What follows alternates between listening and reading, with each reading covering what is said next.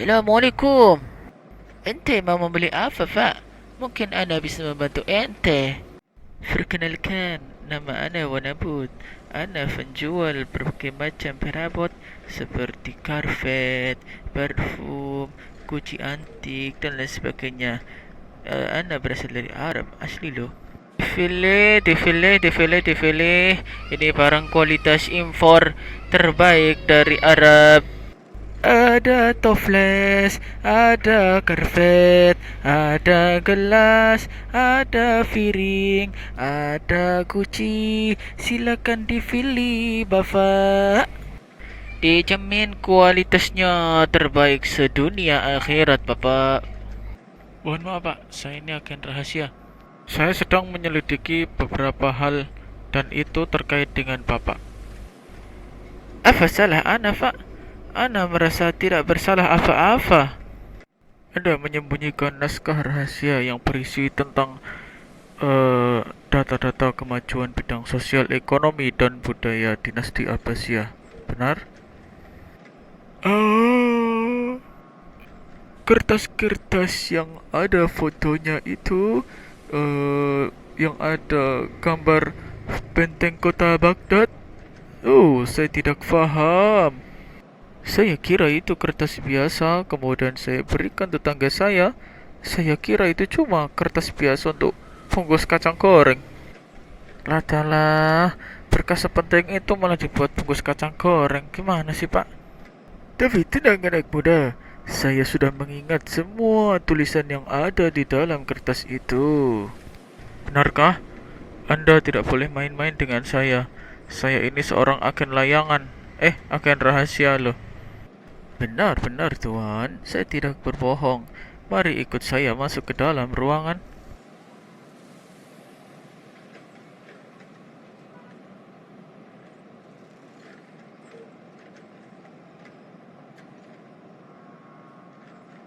Mengapa di gubuk reot Anda ada lift seperti ini?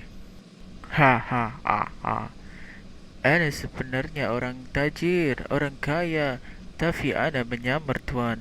Ana sebenarnya adalah seorang konglomerat.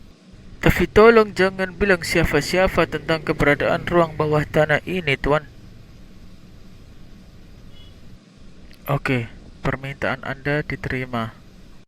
Anda akan mempresentasikan kemajuan bidang sosial, ekonomi dan budaya di masa dinasti Abbasiyah.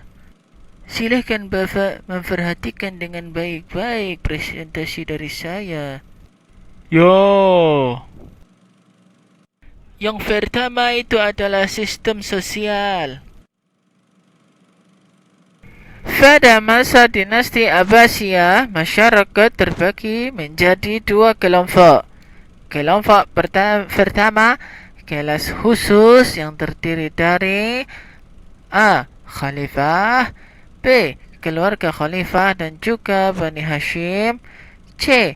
Para pejabat negara, D. Para bangsawan Quraisy tapi bukan Bani Hashim, para petugas khusus, yakni para tentara dan pegawai istana. Kemudian untuk yang kedua, kelas umum yang terdiri dari A. Para seniman, B. Para ulama, fuqaha dan fujangga. Yang C. Para saudagar dan pengusaha. Yang D. Para tukang dan para petani.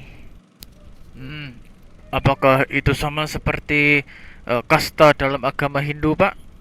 Bukan. Dalam Islam tidak ada kasta seperti agama Hindu.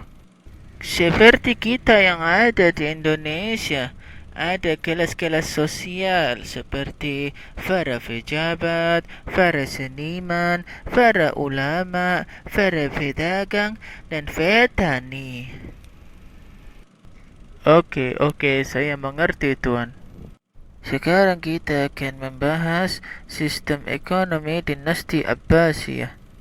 Sekedar info, pada bulan Agustus 2020, telah ditemukan 425 keping koin emas peninggalan dinasti Abbasiyah di negeri Israel. Kemajuan yang dicapai dalam bidang ekonomi dinasti Abbasiyah meliputi meningkatnya kegiatan perindustrian, kain linen di Mesir, sutra di Syria, dan juga Irak, sedangkan kertas di negeri Samarkand. Meningkatnya produktivitas pertanian seperti gandum dari Mesir dan kurma dari Irak. Yang ketiga, menjalin hubungan dagang dengan dinasti Tang di Cina. Yang keempat, melakukan pertambangan emas di negara yang kita kenal dengan Nubia dan Sudan Barat sekarang. Yang kelima, membangun sarana pendukung dalam perdagangan seperti sumur-sumur dan tempat peristirahatan yang dilewati kafilah dagang. Yang keenam, membangun armada pertahanan laut untuk menghalau bajak laut yang mencoba menyerang kafilah dagang di lautan. Ayo tuan, sambil dimakan itu, sambil diminum, biar tidak bengong saja. Ayo dimakan. Oke tuan, tenang saja, nanti pasti saya makan. Meskipun gak dimakan ya dibungkus. Agen rahasia kok, senengannya bungkus makanan. Kita lanjut ya. Yang ketujuh ialah meringankan bahkan menghapuskan pajak hasil bumi sehingga mampu meningkatkan kesejahteraan para petani.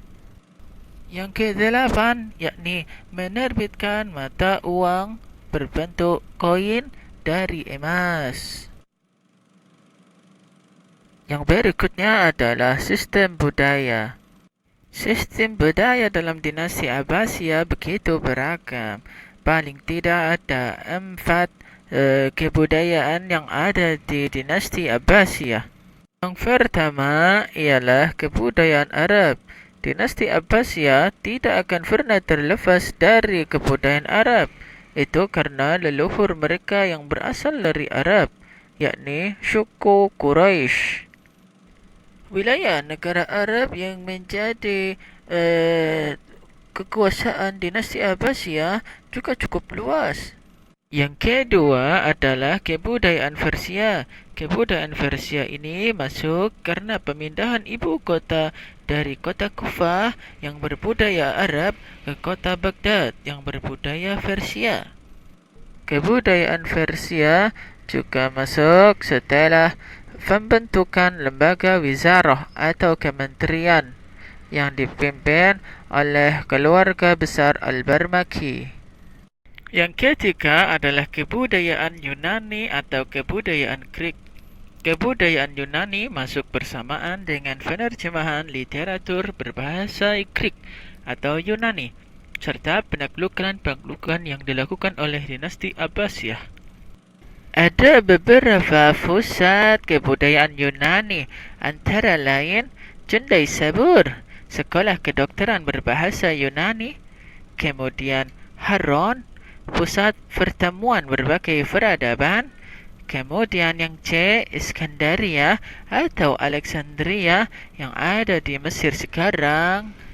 Kebudayaan terakhir yang mempengaruhi dinasti Abbasiyah adalah kebudayaan India. Seperti bapak ya? Bukan. Iya. Aku ini ceritanya orang Arab, Pak. Sudahlah, kita lanjut saja. Kebudayaan India masuk ke dalam dinasti Abbasiyah melalui jalur perdagangan dan penaklukan-penaklukan. Saya rasa penjelasan dari saya sudah cukup. Kalau Bapak mau bertanya silahkan. Saya mau bertanya, Pak. Mata uang dinasti Abbasiyah itu apa saja yang berlaku di zaman itu? Oh, itu pertanyaan yang bagus. Ada 3 mata uang yang dipakai di zaman itu. Yang pertama adalah dinar yang terbuat dari emas.